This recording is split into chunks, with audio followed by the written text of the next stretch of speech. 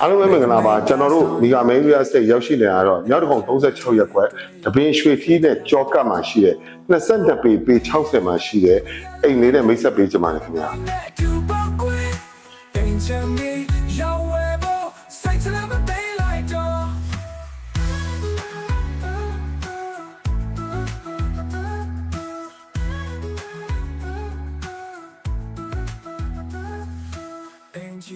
ကျွန်တော်တို့အောက်ထပ်မှာ1 master ပါပြီးတော့လေတက်မှာဆိုလို့ရှိရင်ဒီဘက်က1 master ပါတယ်เนาะဒီဘက်မှာစင်ကြယ်တခန်းပါတယ်ဒီနေရာလေးကလည်းချက်ချက်ပြပြလေးဖြစ်တယ်အဲ့တော့ចောင်းသားတွေပါဤသားစုတွေပါတယ်ဆိုတော့ဒီနေရာမှာပေါ့နော်ကျွန်တော်တို့ဒီမှာစာချက်ခန်းနဲ့လုပ်လို့ရတယ်ဖျားခန်းနဲ့လုပ်ချင်လုပ်လို့ရတယ်တခုလုံး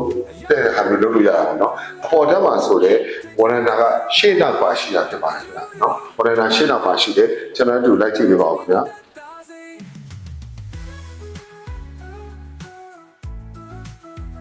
ပေါ်ဆုံးတက်မှာဒါအများဆုံးပဲဒီဒီမှာပါရှိတာပေါ့နော်ဒါ root dot တစ်ခါမှရှိပဲ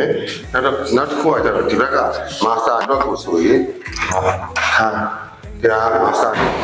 ဒါ master ခိုင်းတယ်ရှိတယ်ဘယ်လိုထူပါမှာလဲအဲ့တော့ဒီမှာဒီကျဲထွက်သွားတယ်ဒီမှာ root dot တစ်ခါရှိတယ်ဒါဆိုတော့တကယ်ကိုတကယ်ပြင်းပြနေနဲ့ရှိပါတယ်တော့ဒီဟာဆိုရင်22ပေပေ60မှာရှိတယ်။မြောက်လက်နောက်တစ်ခု36ရက်ကွက်မှာရှိတယ်။တပင်းရွှေချီကြောကဖြစ်ပါတယ်ခင်ဗျာ။အိမ်ရှိမှာဆိုတဲ့ကား2စီးကျလို့ရတဲ့နေရာပါရှိတာဖြစ်ပါတယ်ခင်ဗျာ။ဒီအဆိုရှင်ကျွန်တော်ခရမ်းခွဲစိတ်ထားပြီးသားအမိပေါက်လည်းဖြစ်ပါတယ်။ဒါကြောင့်မို့အမိပေါက်ကိုယ်တိုင်ရောင်းတဲ့အိမ်ဖြစ်တဲ့ကြောင့်စိတ်ချရတဲ့